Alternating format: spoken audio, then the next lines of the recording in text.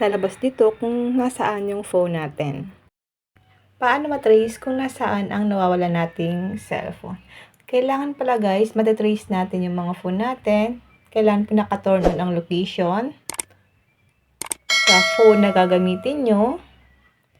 I-turn on nyo lang po and then doon sa cellphone nyo na nawala, kailangan po naka-turn on din doon ang location para matrace natin ito at kailangan din po meron siyang data or internet para madali natin mahanap yung phone natin na nawawala. Pwede nyo rin po itong gamitin guys sa inyong mga anak kung nag-work kayo kung nasaan na po ba yung anak nyo. Pero kailangan po i-login nyo doon ang Gmail account na ginagamit nyo ngayon. Halimbawa guys, yung cellphone na nawala, kailangan po alam nyo yung email na nakalagay doon para ma-login nyo yun sa isa mong cellphone para matrace mo kung nasaan yung cellphone nyo.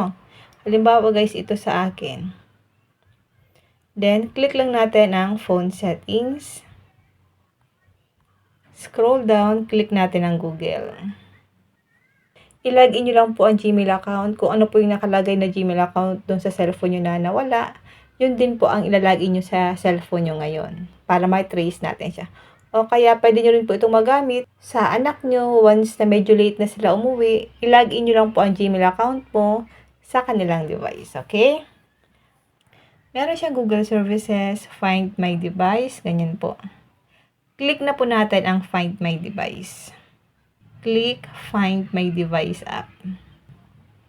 Ito guys, sa Gmail account ko, nakalagin itong device ko ngayon at dito sa Realme. Pipiliin lang natin dito yung cellphone natin na nawala. Halimbawa guys, ito. Tap lang natin.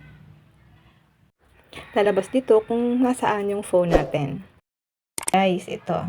And then, nakikita nyo rin po dito kung ilang percent lang po yung cellphone natin.